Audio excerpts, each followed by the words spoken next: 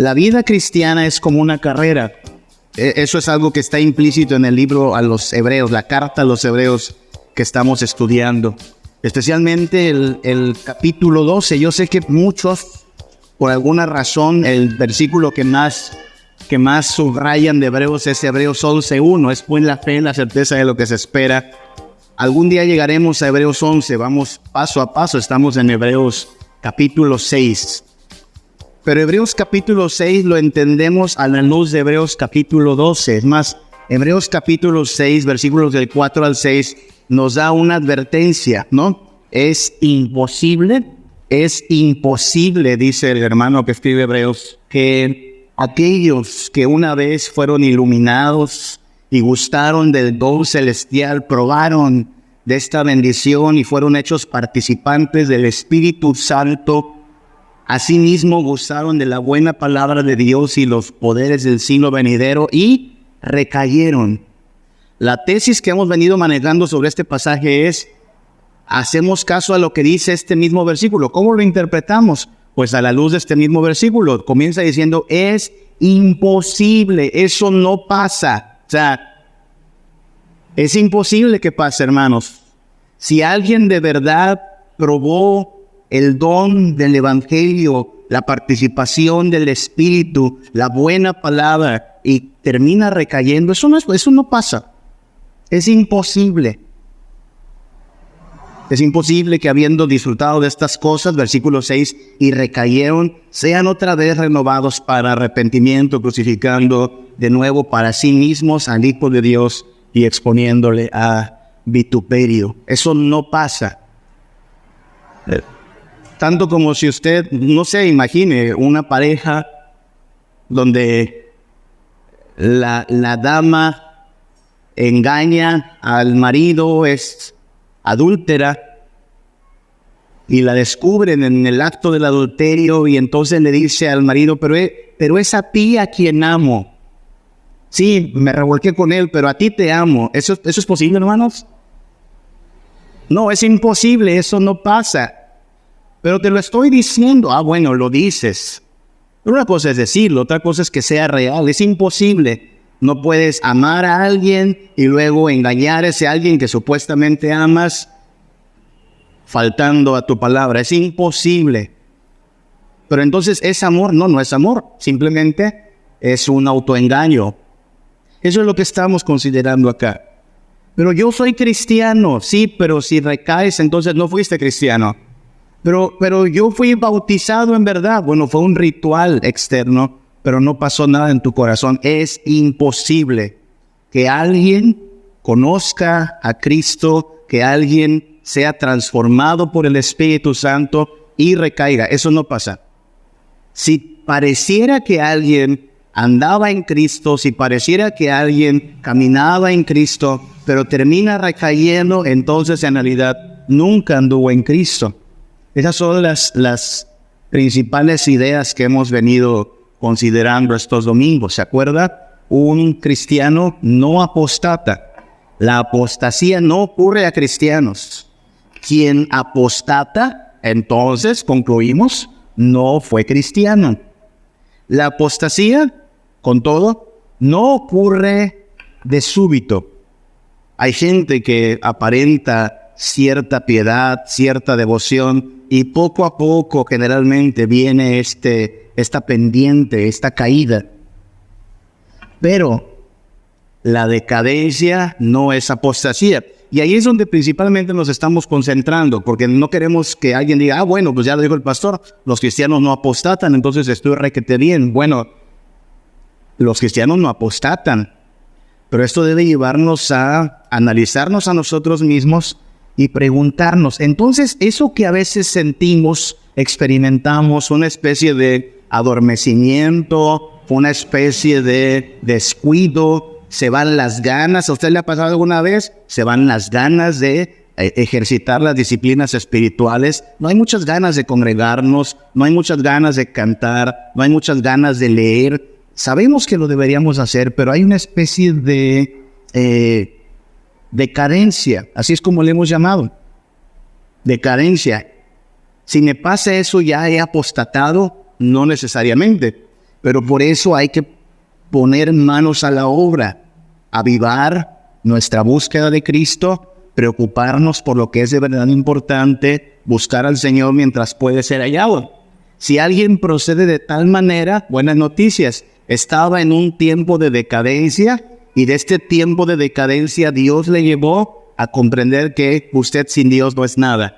Estaba en un momento de adormecimiento y Dios de alguna manera nos guió a entender que lo necesitamos mucho más. Y es ahí donde nos ha llevado hacia entender que un cristiano, un verdadero cristiano, previene la apostasía. Y aquí podría parecer algo interesante, como incluso irónico, ¿no? Pero no que los cristianos no apostatan. Bueno, no apostatan, pero precisamente porque saben que no van a apostatar, en vez de montarse en una actitud de ociosidad y decir, bueno, pues todo está requete bien, los cristianos proceden de una manera cauta, precavida, previniendo la apostasía, la decadencia. Los cristianos previenen la decadencia. ¿Y cómo lo hacen? Ejercitándose. Y es ahí donde le decía que tiene que ver Hebreos capítulo 12. ¿Se acuerda que dice Hebreos capítulo 12? Versículo 1. Por tanto, despojémonos de todo peso y del pecado que nos asedia y corramos con paciencia la carrera que tenemos por delante, puestos los ojos en Jesús, el autor y consumador de nuestra fe. De ahí que la vida cristiana es una carrera en la cual tenemos que mantenernos firmes avanzando. El apóstata no quiere correr la carrera. El apóstata generalmente comienza con una actitud de descuido, de ociosidad. Dice, no, todo está bien, no va a pasar nada. Finalmente Dios nos ama. Muchas veces el apóstata se refugia solo en la idea del amor de Dios, pero no está buscando ser agradable al Dios que es santo, ¿sí? Le gustan los asuntos del amor de Dios, la gracia de Dios, la misericordia de Dios, pero no le gusta hablar del Dios que es santo y que nos está transformando como un alfarero, está moldeando al barro y que nos está ordenando como un rey ordena a sus súbditos. Y hemos dicho el domingo pasado, solo déjeme recalcamos una vez más esto, que el apóstata se autoengaña a sí mismo, ¿se acuerda? El apóstata se autoengaña diciendo, luego me arrepiento. Ahorita voy a disfrutar esto, voy a darle gusto a esto. Ahí luego nos arrepentimos, como dice el dicho, ¿no? Más vale pedir perdón que pedir permiso.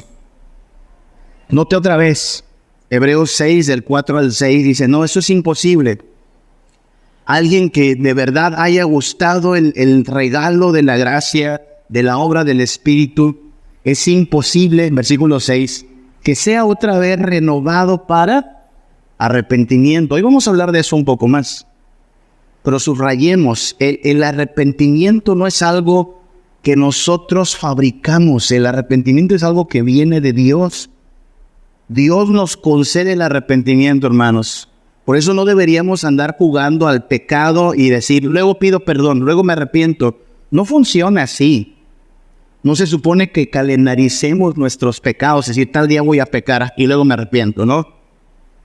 Por eso la religión católico-romana está en un error y de la cual estamos celebrando más de 500 años ya este octubre de haber iniciado esa reforma protestante, porque no sé si usted fue católico alguna vez, pero ya sabe cómo se define el pecado en el catolicismo romano, ¿no? Primero que nada, o es venial o es mortal. Y si es venial, no importa, con unos cuantos Aves María y Padres Nuestros se borra, ¿verdad? ¿Verdad, hermanita? Porque no la sabemos, ¿verdad? Entonces es algo así como que algunos hasta ahí dicen, pues voy a pecar al fin que es venial, al fin que no es mortal, ¿no? Y entonces es esta concesión, licencia engañosa que se hace con el pecado. El hermano que escribe Hebreos dice, no es así. No andemos jugando con eso. Es imposible que alguien que se tome a la ligera el evangelio y la gracia de Cristo, luego vaya a tener la bendición del arrepentimiento. También dice el necio que se autoengaña, luego lo compenso, ¿sí? Y esa es la misma idea de salvación por obras, ¿no? Me porté mal, pero luego me porto bien, y entonces si te portas bien, se borra lo que te portaste mal. No funciona así. No funciona algo así de que compensas tu mal comportamiento con un buen comportamiento, no. El alma que pecare, esa morirá. Y claro, nuestros pecados son lavados en Cristo, pero el único que nos puede salvar de la condenación es Cristo. Quien diga, luego lo compenso, está pensando a lo mejor que puede hacer un sacrificio mejor que Cristo, y eso nadie lo puede hacer. Por eso Hebreos 6, 4 al 6, especialmente la última parte del versículo 6, establece, no se puede crucificar de nuevo a Cristo. Traducción, no puede haber un sacrificio más perfecto que el sacrificio de Cristo. Si usted dice, no, pues me porté mal, pero luego le doy comida a los pobres, ¿crees tú que dar comida a los pobres es mayor sacrificio que la muerte de Cristo en la cruz? Bueno, sí me porté mal, pero luego dono al Teletón. ¿Crees que tu donativo al Teletón es mayor que el sacrificio de Cristo? Sí, me porté mal, pero luego llevo a mi abuelita al doctor. Bueno, todo eso está bien, pero de ninguna manera nuestras buenas obras son superiores al sacrificio de Cristo en la cruz. Por eso la frase del versículo 6 es importante entenderla así. No puedes crucificar de nuevo a Cristo Jesús. No puedes crucificar de nuevo para ti a Jesús. Ese sacrificio fue perfecto, única vez. No hay un sacrificio que se le pueda igualar. No podemos repetir ese sacrificio perfecto. Y decíamos, la necedad más grande del apóstata es que no dice que no, dice que luego, ¿sí? No dice que no, pero dice que luego. Y en Hebreos encontramos muchas referencias a que el día para buscar a Dios, el día para oír su voz y obedecerla es hoy. Si oyereis hoy su voz, Hebreos 3:7, no endurezcáis vuestros corazones. Hoy. Exhortaos los unos a los otros, Hebreos 3:13, hoy, para que ninguno se endurezca por el engaño del pecado. Así es que este tema, hermanos, es un tema tanto para afirmar nuestra esperanza. Estamos bien porque una vez que estamos en Cristo nadie se puede perder. Pero así como debe afirmar nuestra esperanza, debe encender algunas alertas. No deberías tomar a la ligera algún tiempo de decadencia espiritual. Si estás experimentando que se están adormeciendo tus deseos de servir a Cristo, de santificarte, si alguien está experimentando cierto adormecimiento, cierto aletargamiento, si alguien está viendo cómo bajas sus deseos, sus anhelos de orar, de leer la Biblia, es buen momento para combatir esa decadencia espiritual. No deberíamos estar cómodos con eso. Ahora, hoy tenemos que hablar un poco más al respecto, porque hemos dicho que aquí entran en tensión dos cosas: que Dios es soberano todo el tiempo y que nosotros somos responsables todo el tiempo. O dicho de otra forma, hermanos, ¿quién le trajo esta mañana aquí a congregarse? ¿Cómo llegó? ¿Quién le trajo? Claro, una respuesta muy cristiana y correcta sería Dios nos trajo, ¿no? Pero ¿quién se bañó? ¿Dios lo bañó o usted se bañó? ¿Quién planchó la ropa? ¿Dios le planchó la ropa o usted planchó la ropa? ¿Quién manejó? ¿O quién llamó al Uber? ¿O quién manejó la bicicleta? Entonces, ¿quién le trajo aquí? ¿Dios o usted? Nota que no es tan fácil, porque por un lado podríamos decir, no, fui yo me levanté, es más, estaba bien desesperante el despertador ese, yo quería seguir durmiendo, pero me despertó y dijimos, pues hay que ir al templo, ¿no? Y planchamos la ropa y sacamos las Biblias y preparamos lo que sea que haya que traer al templo. Sí, fue usted. Pero ¿quién le dio, aún mientras usted dormía, el aliento de vida? ¿Quién lo despertó? ¿Quién le dio la fuerza? El dinero para llegar acá, el auto para venir aquí, la vida. ¿Quién le sostuvo en todo eso? Es más, ¿quién produjo en usted el deseo de congregarse? Porque algunos hoy no vinieron o no se congregaron. No hablo solo de Príncipe de Paz, hablo del mundo entero. Algunos simplemente no vinieron porque dijeron, no quiero. Y punto, ¿no? Y es donde entra esto en tensión, le digo. Nosotros vinimos, claro. Y eso se llama obediencia. Pero ¿quién dio esa obediencia? ¿Quién facultó nuestra vida para esa obediencia? ¿Quién incluso nos dio el deleite? Porque yo espero que reunirnos sea más un deleite que un deber. Si fue un deber, también está bien, está cumpliendo con obedecer a Dios, pero espero que Dios recompense esa obediencia con deleite. Es Dios. Y entonces es donde se vuelve complejo, le digo, pero no porque sea complejo, vamos a decir, no lo entiendo y ya no. Hay que tratar de entenderlo. Usted ha oído esta frase, una frase producto de bromas, producto de chistes, ¿no? Producto de ironías, que dice, vamos arando, dijo la mosca. ¿Has escuchado eso? Va una mosca sentada en los cuernos de un buey y el buey va jalando el arado y la mosca ahí arriba de los cuernos del buey dice, aquí vamos arando. Bueno, quien va arando es el buey, ¿no? Quien se va cansando es el buey. ¿Qué va haciendo la mosca? La mosca va montada cómodamente. Y usamos esa frase a veces cuando alguien quiere colgarse de nuestro esfuerzo, ¿no? Como el niño. Usted si es mamá sabe de lo que hablo. ¿Usted alguna vez le hizo la tarea a su hijo? Sí lo hicimos, no lo hagamos. Y luego llega el niño diciendo, mamá, me saqué un 10, ¿no? Me saqué, mi hijito. Si es compartido, ¿no? Y a veces el niño, obviamente que es niño, piensa que nos ayuda y hace como que levanta tantito y dice, ya estamos limpiando la casa, cuando ve mamá la que se está cansando más. También las damas a veces hablan en plural, ¿no? A veces la esposa le dice al esposo como que ya es hora de que pintemos la casa, ¿no? Pintemos. ¿Y quién va a acabar pintando? Ya sabes, el esposo. Pues vamos a pintar la casa, vamos. Sí, es una forma de compartir la obra, compartir el esfuerzo. Vamos arando, dijo la mosca. Creo que así suena, así le sonará a Dios cuando decimos cosas como, hermanos, estamos santificándonos, ¿no? Dios dirá, ¿santificándonos, mijito? Si yo estoy haciendo todo, yo te estoy dando la fuerza, la vida, mi espíritu, mi palabra. ¿Usted y yo qué estamos haciendo?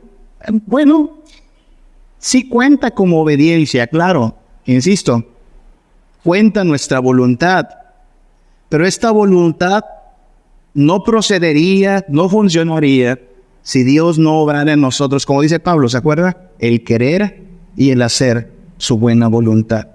Perdón si hoy nos ponemos con una palabra un poco técnica, pero la tengo que mencionar. A esto le llamaríamos o le llamamos monergismo, ¿sí? A este obrar de Dios por su propia cuenta, por su poder.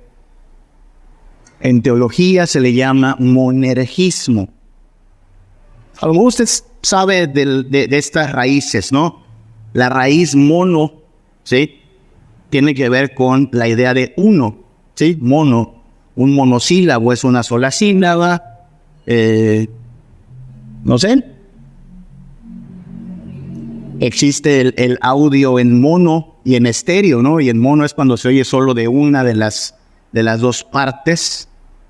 Entonces, monergismo tiene que ver con eso, mono, uno. Y ergos, de ergos deriva la palabra fuerza, energía, viene de allí. Monergismo significa la obra de uno, la fuerza de uno. Es lo opuesto a lo que a veces llaman sinergia. Sinergia es la unión de las fuerzas, ¿sí? Todos para uno, eso es sinergia. Monergismo es la fuerza de uno. Cuando hablamos de el cristiano, la vida cristiana, hay que entender que todo depende de esto. Dios obra de una manera monergística, ¿sí? No tiene que aprenderse la frase si no quiere, la palabra. Solo es tratar de explicar a qué nos referimos con el hecho de que todo lo hace Dios. Hoy hemos obedecido a Dios al estar presentes en la congregación, pero no vamos a llegar al final de esta noche. Es más, muchos de nosotros nos vamos a congregar 2 veces, ¿ok? No vamos a llegar al final de esta noche como fariseos diciendo, Dios, gracias porque hoy me pude congregar 2 veces porque yo me estoy santificando, ¿no? No.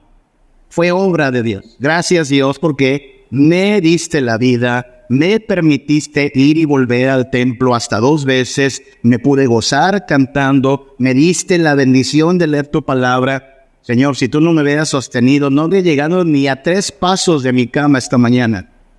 ¿Quién hizo toda la obra hoy? Dios. A eso nos referimos con el obrar monergístico de nuestro Dios. Todo es por su obra, por su fuerza, por su gloria, para su alabanza, por su sola gracia. Por eso, de nada de lo que hacemos nosotros nos podemos gloriar. Todo lo que hacemos, todo lo que tenemos, es gracias a Dios. Pero no por eso lo vamos a dejar de hacer. ¿Me explico? El que es descuidado y cae en decadencia, muchas veces usa esto como excusa y dice, no, pues es que no me nació. Pero pues porque Dios no quiso. No, pues no me congregué porque Dios no me lo facilitó. Le anda echando a Dios la culpa de su falta de obediencia, de su falta de diligencia, como si eso le fuera a excusar de su responsabilidad. Ahora, cuando hablamos de monergismo, y le dije que hoy vamos a hablar de eso más particularmente, hay que hablar del monergismo de Dios en la dinámica del arrepentimiento, porque recuerde que Hebreos capítulo 6 lo que advierte es imposible que alguien ande tomando a la ligera la obra del Espíritu Santo, el Evangelio, la cruz de Cristo, y ande recayendo como si no fuera nada grave, y después diga, pues nos vamos a arrepentir. No va a pasar, no va a haber arrepentimiento. ¿Por qué razón? Pues porque el arrepentimiento ocurre dentro del monergismo de Dios. Se ha dicho de otra forma, hermano, usted se arrepintió. Si usted es cristiano, usted se ha arrepentido de sus pecados. Pero usted no se arrepintió de sus pecados por usted mismo. Dios tuvo que obrar algo en nosotros para que nosotros procediéramos al arrepentimiento. Si no hubiera pasado, estaríamos hoy en tinieblas. Así es que permítame, hablamos de qué es lo que Dios opera en nosotros cuando hablamos del arrepentimiento, cómo Dios obra de manera monergística y cómo por eso debiésemos estar agradecidos si experimentamos quebrantos, si experimentamos preocupación por el pecado, porque es señal de que Dios está obrando en nosotros, ¿sí? Hablemos de eso entonces, cómo Dios opera por su sola obra, gracia y poder en arrepentimiento en nuestras vidas. Primero que nada, Dios opera en nosotros dándonos vida, ¿sí? Usted y yo, sin Cristo, sin su Espíritu, estamos en una condición de muerte espiritual. Sí, parece que estamos vivos porque todas las mañanas salimos al trabajo, a la escuela, nos bañamos, nos cambiamos, caminamos, pero en realidad espiritualmente estamos muertos. Eso es algo que le dice también Jesús a Nicodemo. ¿Se acuerdan? En Juan capítulo 3, Nicodemo se acerca a Jesús y Jesús le dice así, en corto pero bien directo, si no naces de nuevo, Nicodemo, no puedes ver el reino de los cielos. Tienes que nacer de nuevo. Mire lo que dice Efesios 2, del 1 al 2. Él os dio vida a vosotros. Él os dio vida a vosotros. Por lógica, nosotros estábamos muertos. Él os dio vida a vosotros cuando estabais muertos en vuestros delitos y pecados. Es algo interesante porque en gran manera, cuando hablamos de cómo vinimos a la existencia, hablamos de algo en lo cual nosotros no colaboramos. Estoy tomando como referencia también las palabras de Jesús a Nicodemo. Juan capítulo 3, tienes que nacer de nuevo. Y Nicodemo pregunta, ¿se acuerda? ¿Cómo puede un hombre, siendo ya adulto, volver a entrar al vientre de su madre, no puede. Pero Jesús se está refiriendo, por supuesto, a un renacer espiritual. Y sin embargo, el nacimiento espiritual se parece mucho al nacimiento primero, al nacimiento que tuvimos nosotros, ¿no? Y dicen esto: su bebé, ese dedito que usted alguna vez tuvo en el vientre, mamá, ¿qué tanto cooperó ese bebé para su nacimiento? ¿Qué tanto colaboró el bebé? ¿Hizo algo el bebé? No hacen nada, ¿verdad? Ahí están, ocupando espacio en la panza y creciendo y causando vómitos y náuseas, ¿no? Pero a la hora del parto no hace nada el bebé. Todo lo hacen los de afuera, la mamá soportando, los doctores ayudando. No hace nada. Bueno, tal como no hicimos nada en nuestro primer nacimiento, hermanos, no hacemos nada en nuestro segundo nacimiento. Estábamos muertos. Aquí dice, estábamos muertos. ¿Y qué hizo Dios? Nos dio vida.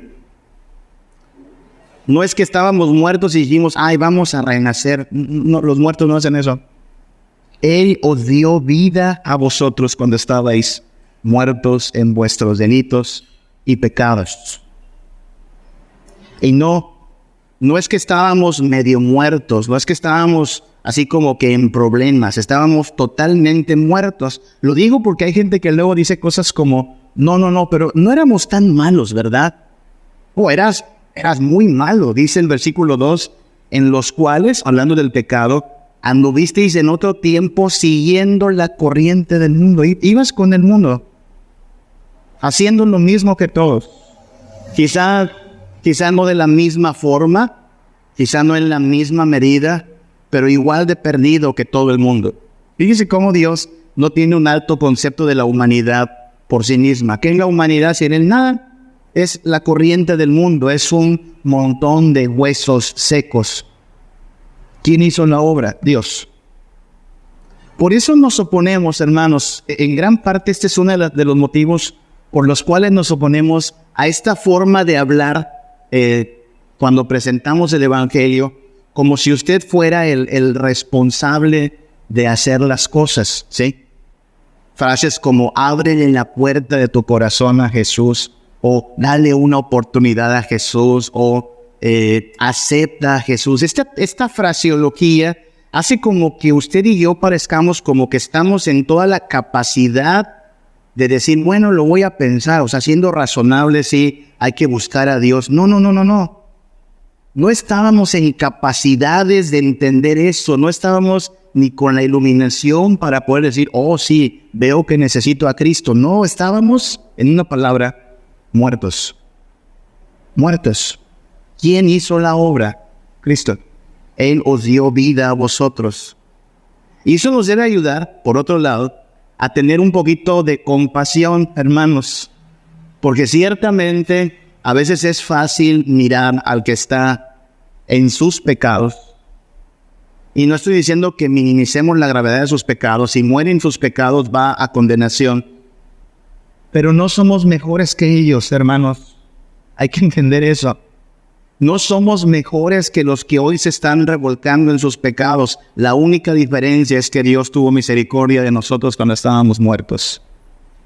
Y no hay motivo ni jactancia en compararnos con ellos como los fariseos. ¿Se acuerdan? Mira, bola de pecadores estos que no andan buscando a Dios. ¿Cómo están ellos? Muertos. Afortunados de aquellos que fueron levantados para vida. Afortunados de aquellos que experimentaron el milagro de la resurrección espiritual, del nuevo nacimiento. Ahora, si Dios quiere obrar con poder, va a hacer que muchos de esos que hoy están muertos en sus pecados resuciten. Y entonces veremos evidencias. Amarán a Dios, tendrán este deseo de santidad. Pero hasta que eso no pase, ellos están muertos. Y esto nos debe también humillar a nosotros. Sin el poder y la obra del Espíritu Santo, hermanos, nosotros estamos también muertos. Por eso Hebreos nos dice, tengan mucho cuidado con tomar a la ligera la obra del Espíritu, el Evangelio de Cristo, porque si alguien pareciera que ya disfrutó de estas bendiciones, pero anda recayendo. Eso no pasa. Eso no pasa. De manera que no es que alguien estaba muerto y vino a la vida y se volvió a morir. Hebreos diría, no, nunca vino a la vida. Nunca resucitó de verdad. ¿Qué hace Dios? Dios hace que los muertos resuciten. Dios hace que los que están muertos en sus delitos y pecados vengan a la vida. Y allí comienza entonces el andar en Cristo. Por eso usamos palabras más como rendirse a Cristo, como entregarse a Cristo. Pero aún estas palabras se quedan cortas, hermanos. Porque quien obra antes de que nosotros nos rindamos, quien obra antes de que nosotros creamos, es Dios. O dicho de otra forma, nosotros le amamos porque Él nos amó primero. Nosotros venimos a Cristo porque el Padre nos lleva a Cristo. Pero toda la obra, todo el poder es de Dios. ¿Qué hace Cristo? Hablando del arrepentimiento entonces. Cristo es quien da vida. No solo da vida, Cristo opera tristeza, ¿sí? Porque miren lo que dice Efesios 2, 1 al 2. No dice que nosotros andábamos buscando a Dios. No dice que nosotros andábamos anhelando a Dios. ¿Dónde andábamos nosotros? ¿En qué corriente? La corriente del mundo, ¿sí? No andábamos buscando a Dios. Andábamos en la corriente del mundo. Y solo piense, recuerde, en la época en que usted andaba en la corriente del mundo, ¿cuán importante le parecían los asuntos de la salvación, de la vida eterna? ¿Cuán importante le parecían? A mí no muy importantes, ¿eh? Uno deseaba vivir la vida mientras se podía. Uno deseaba tanto de esta tierra como se podía.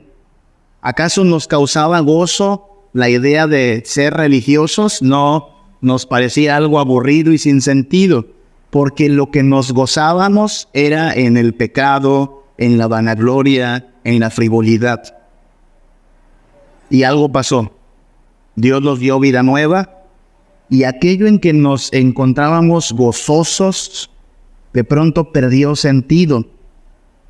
Y es más, experimentamos cierta tristeza. El día que usted se rinde a Cristo, el día que usted es consciente de que Dios es lo que usted necesita, entre las muchas cosas que usted haya experimentado se encontró la tristeza. Entender el Evangelio, hermanos, si bien conlleva gozo y alegría, incluye experimentar tristeza. Nadie ha entendido el Evangelio si junto con el Evangelio no experimentó el amargo sabor de la tristeza. Tristeza, ¿por qué motivos? Por muchos. Porque nuestra vida ha sido un desperdicio, porque nuestras acciones han ofendido a Dios, porque nos vemos incapaces. Sabemos que Dios y su santidad están a este nivel y nosotros estamos lejos de llegar a ese estándar. Hay temor y temblor. El día que usted y yo entendemos, soy pecador y merezco el infierno, y ay de mí que soy pecador, ese día hay tristeza. El día que entendemos que Cristo es lo que necesitamos, si bien hay gozo de que Él sea nuestro sustituto perfecto, ahí está este dolor, ¿sí? Mire cómo lo dice Pablo, 2 Corintios 7, del 9 al 10. Ahora me gozo, dice Pablo, me gozo, me alegra, no porque hayáis sido contristados, o sea, entristecidos, sino porque fuisteis, ojo, contristados para arrepentimiento. ¿Nota eso? Dios obró en ellos contristándolos para arrepentimiento, porque habéis sido contristados según Dios. Noten lo que dice Pablo, yo no lo hice, fue Dios, para que ninguna pérdida pareciese por vuestra parte, es decir, para su bien. Dios no quería que hubiera pérdidas, y Dios, en ese anhelo de que no se pierdan, les proveyó tristeza, los contristó. Y mire cómo sigue diciendo el versículo 10. Porque la tristeza que es según Dios produce, ¿qué produce? Arrepentimiento. Hay otras clases de tristeza, claro. Hay cierta tristeza berrinchuda. Usted y yo la hemos experimentado también. Cuando no se hace nuestra voluntad, algunos hasta lloran del coraje, pero es una tristeza berrinchuda. Hay una tristeza también sentimentaloide, ¿no? Cuando está la canción esa que nos recuerda a quién sabe a quién, o cuando vemos una película de esas muy sentimentales, lloramos. Pero esa es una tristeza sentimental. Esta es la tristeza que es según Dios. Produce arrepentimiento para salvación, de que no hay que arrepentirse. Lo que dice es, de esto no te deberías sentir mal. Debemos sentirnos mal por nuestra tristeza berrinchuda. Por favor, es infantil, ¿no? Imagínense que alguien esté triste y llorando porque no se hace su voluntad. Diríamos, ay, por favor, no sea chechón. No tienes por qué estar llorando por eso. Oiga, pero eso pasa. Preguntan los del pueblo de Israel. ¿Se acuerda un día? Números 11. Están llorando y llorando y llorando en sus casas. ¿Y por qué están llorando? ¿Sí se acuerda? Es que nada más hemos comido maná. ¿Y qué querían? Carne. ¿Y qué hacen porque no tienen carne? Lloran. Y eso no era correcto. De esa clase de tristeza hay que arrepentirnos, porque es un berrinche. Aquí dice Pablo, pero de esta tristeza no necesitas arrepentirte, porque esta tristeza vino ¿de quién? De Dios. ¿Y qué produce la tristeza que viene de Dios? Arrepentimiento. Fíjense qué importante, porque algunos piensan que la obra de Dios es solo darnos felicidad. Luego salió hace unas décadas una herejía en las iglesias, un movimiento disque del Espíritu Santo que hicieron llamar la risa santa. Que algo así como que el Espíritu de Dios te entraba y todo ja, y carcajada, que porque era el gozo del Señor. Es una de las tantas patrañas que inventan los falsos profetas, ¿no? Pero ¿por qué piensa alguien que Dios solo opera alegría y gozo? Claro que opera alegría y gozo, pero le aclaro, Dios también opera tristeza. Dios opera alegría y gozo a pesar de las pruebas, a pesar de las dificultades. Y es asombroso, hermanos, cómo alguien puede estarse muriendo, agonizando y aún así experimentando gozo y alegría. Yo he visto hijos de Dios ir a la eternidad gozosos, con dolor intenso pero gozosos. ¿Quién hace eso posible? Le aseguro, no la morfina, Dios. Pero también cuando estamos en nuestra necedad, en nuestra terquedad, en nuestro berrinchito, ¿qué va a hacer Dios? Ahí te va un poco de tristeza, hijo mío. Necesitas tristeza. ¿Para qué? Para que te arrepientas. ¿Se da cuenta quién está obrando en arrepentimiento? En algún momento usted y yo tendremos que doblar las rodillas y decir, Dios, me arrepiento, perdóname. Pero ¿quién nos doblegó para llegar a ese punto? Dios. ¿De qué manera? Operando en nosotros tristeza. Y Pablo dice, me gozo. Hermanos, me gozo de que Dios obre tristeza en ustedes. Puede sonar un poco extraño, ¿no? Pablo, ¿por qué te gozas en que los hermanos estén tristes? Pero Pablo dice, no, yo no fui. Fue Dios. Los hermanos necesitaban entristecerse. Porque en su pecado eso necesita la gente de Dios. Y hermano, no sé si se lo debo contar, pero parte de las oraciones personales que hago como pastor de esta iglesia llevan el que el Señor le entristezca si es necesario. Que si es necesario, Dios genere en nosotros tristeza, para que entonces seamos movidos al arrepentimiento, porque así como Dios produce gozo y esperanza en el sufrimiento, en la necedad, en la torpeza, Dios va a producir arrepentimiento. Y entonces volvemos a la pregunta, ¿quién se arrepiente? ¿Dios o usted? Bueno, usted y yo nos arrepentimos, pero ¿quién operó detrás del telón, por dentro, el querer arrepentirnos? Dios. Si Dios no hubiera movido eso, ¿sabe cómo estaríamos nosotros? Insensibles.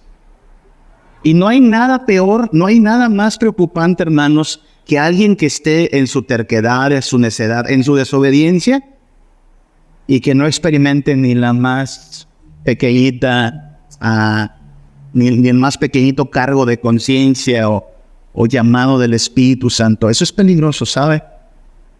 De manera que si alguien experimenta, ay, estoy triste, ¿por qué? Porque pequé. Felicidades, Dios está obrando en ti. Así funciona el sistema de santificación de Dios. Cuando pecas, Dios te va a dar tristeza. Cuando eres terco, Dios te va a entristecer.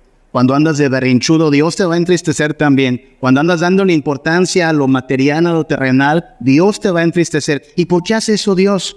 Porque quiere llevarte al arrepentimiento, y ese arrepentimiento es para salvación.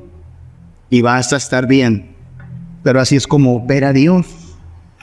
Ahora, quiero también aclarar que el arrepentimiento, hermanos, no ocurre una vez en nuestra vida, ¿ok?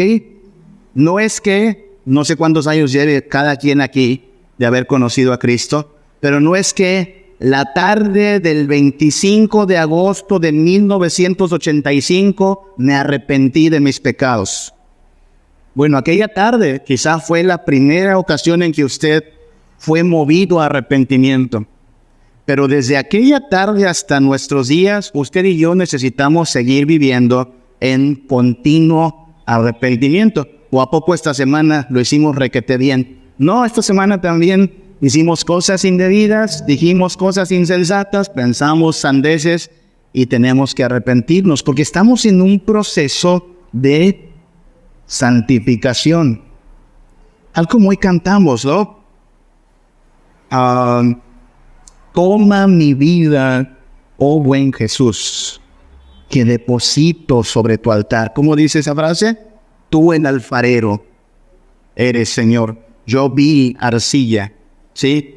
Esa es la idea de la vida cristiana. Dios nos ha tomado como arcilla común y está obrando en nosotros este proceso de ser moldeados, transformados. Esto está feo todavía, esto está duro, esto está áspero, esto está chueco. Le está dando forma. Y eso no ocurre en un instante, esto es un proceso. Por eso el arrepentimiento no es algo que ocurrió hace 20, 30 o 10 años o unos meses. El arrepentimiento es algo continuo. Esta semana que viene nos vamos a tener que arrepentir. Ahora, para hacer eso, Dios opera en nosotros no solo la tristeza, sino que muchas veces también ejecuta su disciplina. No hemos llegado ahí todavía, pero si usted sigue leyendo Hebreos dice que Dios es como un padre que disciplina a sus hijos. Y los disciplina porque los ama, ¿verdad?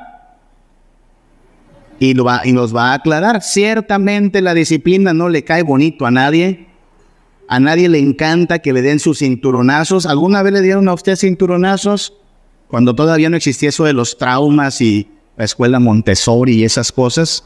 Que los papás decían, pues ahí te va, chamaquito. Nadie le decía a Dios, gracias. Nadie le decía a los papás, gracias papá por tus cinturonazos. No, nos hacía llorar. Pero entendemos que era disciplina. Y por cierto, es la palabra de Dios. A mí me sorprende, hermanos, que haya personas en nuestra época que digan que eso ya no va. O sea, yo entiendo que es muy fuerte el bombardeo de los medios y de las nuevas escuelas y todo eso, pero la palabra de Dios es verdad. Y la palabra de Dios dice que la vara es parte de la corrección para nuestros niños.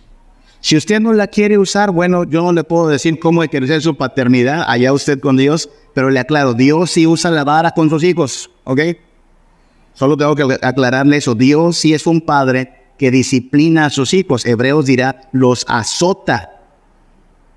Y luego aclarará, la única razón por la cual usted no recibiría el azote de Dios, ¿se acuerda cuál es? Que usted no sea hijo de Dios, que usted sea un bastardo. Eso dice la palabra de Dios, ¿verdad? Un bastardo es alguien que no es tu hijo, y pues si no es mi hijo, no es mi responsabilidad. Pero Dios se hace responsable de sus hijos y los disciplina. Y esta disciplina no es para amargarnos la existencia, no es para hacernos mal, sino para bien. Salmo 32, versículos del 3 al 5, enmarca esta experiencia del ser disciplinados por Dios. Usted lo ha leído alguna vez, Salmo 32, 3 al 5. Dice así, este autor del Salmo dice, mientras callé. ¿Sí? Habla de alguien que estaba cometiendo pecados, estaba haciendo cosas necias, y dice el versículo 3, mientras callé, ¿qué le pasó?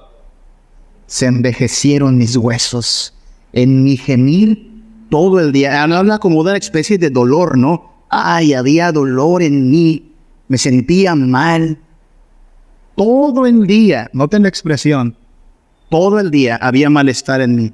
Pero ¿de dónde venía este malestar? Versículo 4, porque de día y de noche se agravó sobre mí tu mano, la mano de Dios. Es la mano de Dios que está ejerciendo disciplina. Se volvió mi verdor, ¿sí? Esta vida en sequedades de verano. Y luego viene esa frase, ¿verdad? Selah. ¿Se acuerda qué es Selah? Selah es esta pausa que nos invita a medita en esto. Esto es importante. Este es Dios obrando con cierta fuerza en tu vida, quitándote el gozo y dándote cierto dolor, quitándote la alegría y dándote cierto malestar. La palabra es fuerte, ¿no? Se agravó sobre mí tu mano. Los que están casados saben de lo que hablamos, ¿no? ¿Cómo se siente cuando la pareja se enoja contigo? Y de pronto algo pasa, tú sabes que ya pasó, ya te habla con otro tonito, ya no te dirige la mirada, algo se agravó entre nosotros, ¿no? Ahora imagínese con Dios, algo pasó aquí, si ya no experimento esta comunión plena. Dios está tratándome de manera dura, Dios está haciéndome sentir mal, se agravó la mano de Dios sobre mí. ¿Y a dónde lo lleva esta sensación de la mano de Dios? Versículo 5. Mi pecado te declaré, no encubrí mi iniquidad. Dije, confesaré mis transgresiones a Jehová. ¿Y qué pasó? Y tú perdonaste la maldad de mi pecado. Y cierra con otra vez la frase, Selah. O sea, medita. ¿Qué estaba buscando Dios al agravar su mano sobre ti? ¿Causarte daño? No. Te estaba guiando a que ese malestar te lleve a decir, ya, me rindo, ya, lo voy a confesar. Señor, confieso mis pecados. Y cuando mostraste esta humillación, ¿qué hizo Dios? ¿Nos dio el tiro de gracia? No. Nos concedió perdón. ¿Hacia dónde estaba llevando Dios a esta persona al agravar su mano, al quitarle ciertas bendiciones, al mostrarle cierta incomodidad? Quiere que se doblegue. Yo tengo un problema cuando un niño, no sé si se ha topado con esos niños que desafían a veces, y usted le da un cinturonazo y dice, no me dolió. Ese es un desafío, ¿saben? Porque entonces hay que encontrar la forma en que le duela. Y es bien complejo. Para Dios no es complejo, créanme. Dios encontrará dónde le duela. Dios es experto, hermanos, en encontrar dónde nos va a doler. Y más nos vale proceder con humildad y no con insolencia, porque Dios quebranta los corazones de los más terquitos que pueda haber. Oye, pero ¿por qué hace Dios eso? Porque quiere nuestro bien, porque es un padre que disciplina a sus hijos, porque es un padre que nos lleva al arrepentimiento. De hecho, alégrese que Dios lo esté haciendo. Si alguien de pronto dice, no, yo peco y no siento quebranto, yo peco y me sale bien, y es más, hasta me está yendo mejor en el trabajo, y peco y fresco como lechuga. No es buena señal. Debiera haber tristeza, debiera haber quebranto. Y en ese proceso de ser moldeados, hermanos, de ser santificados, Es Dios quien nos da las ganas y las fuerzas. Dios nos da el querer y el hacer su buena voluntad. Por eso le digo, al final de esta semana, si hemos procedido en obediencia, no es para decir, Dios, qué obedientes hemos sido. No, gracias a ti obedecimos. Todo el mérito es de Dios. Él nos dio las ganas, Él nos dio las fuerzas. Ezequiel 36, versículos 26 y 27. Os daré un corazón nuevo. ¿Lo hace Dios? Pondré espíritu nuevo dentro de vosotros. ¿Lo hace Dios? Quitaré de vuestra carne el corazón de piedra. No sirve ese corazón. Es insensible, es duro. Os daré un corazón de carne, o sea, un corazón vivo. Y pondré dentro de vosotros mi espíritu y haré que andéis en mis estatutos. ¿Quién hace todo esto? Dios. Dios opera, Dios cambia el corazón, Dios nos da su espíritu, Dios nos da nuevas fuerzas, como cantamos hoy. Nuevas fuerzas tenemos en el Señor y nos ayuda a andar en sus estatutos, a guardar sus preceptos y ponerlos por obra. ¿Quién se lleva el mérito de esto, hermanos? Dios. Dios. Por Dios obedecemos, por Dios entendemos, por Dios procedemos al arrepentimiento. Todo esto viene de Dios. Nosotros no hacemos gran cosa. Claro, decimos eso, ¿no? Estamos avanzando en Cristo, pero estamos porque Cristo nos sostiene. Nos estamos santificando, sí, pero porque el Espíritu Santo opera en nosotros.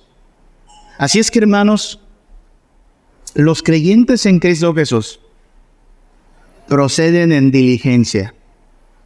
No son ociosos.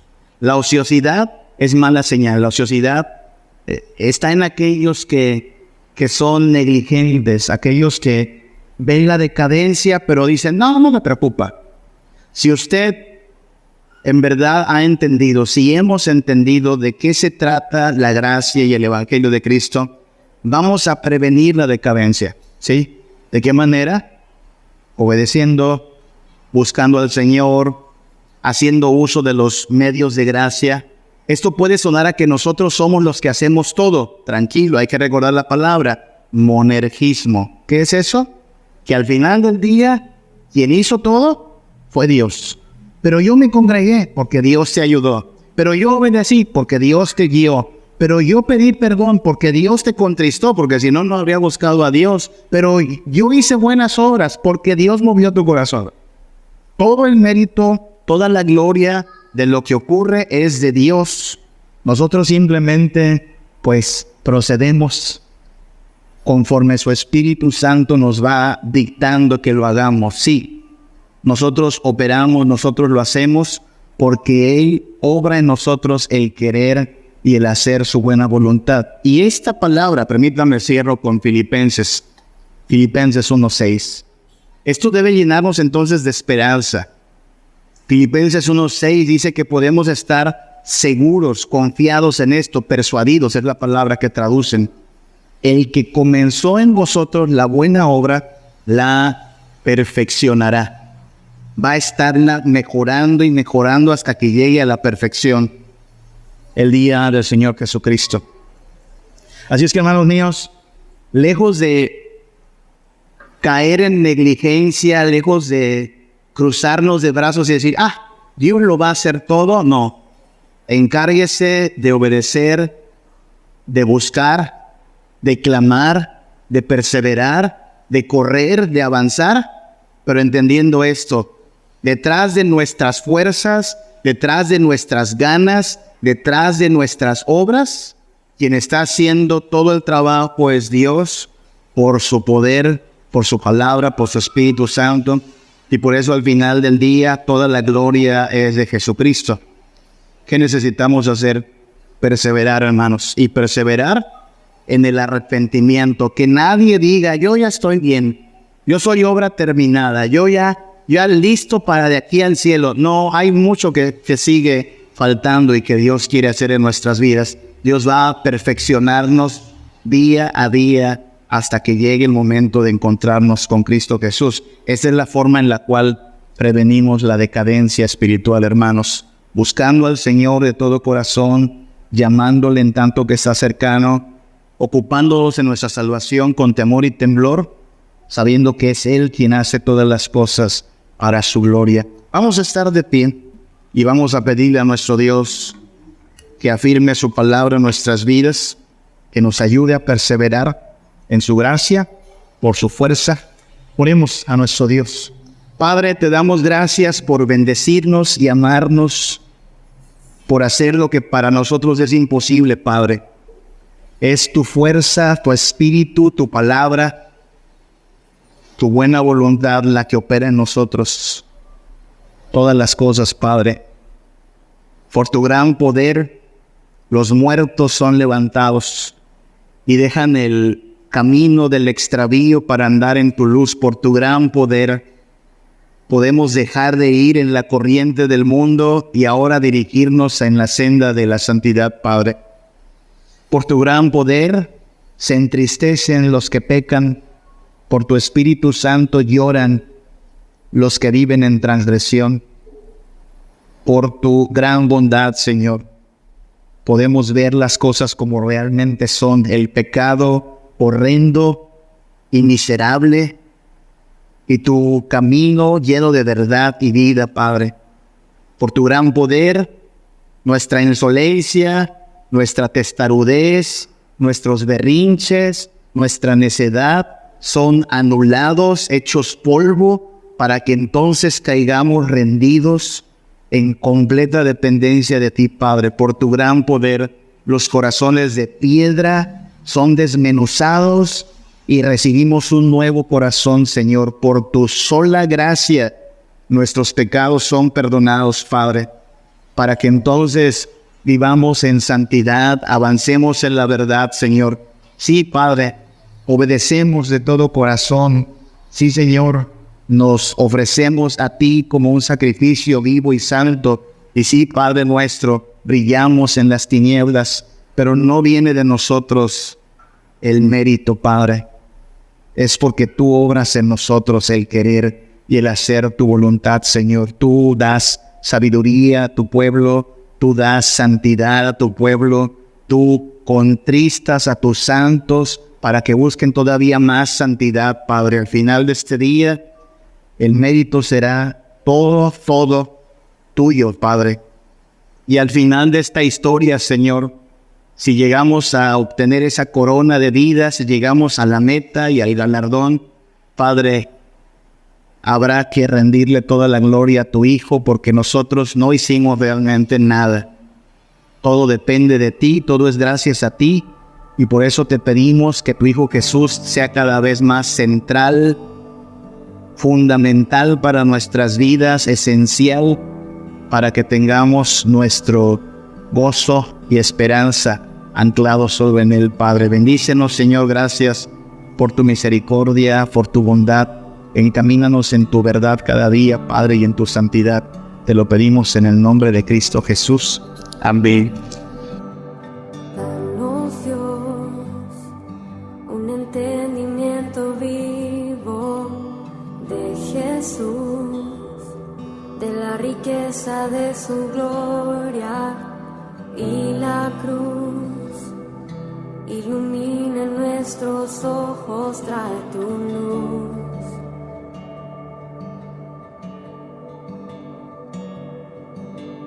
Danos, Dios, un entendimiento vivo de Jesús, de la riqueza de su gloria y la cruz. Ilumina nuestros ojos, trae tu luz.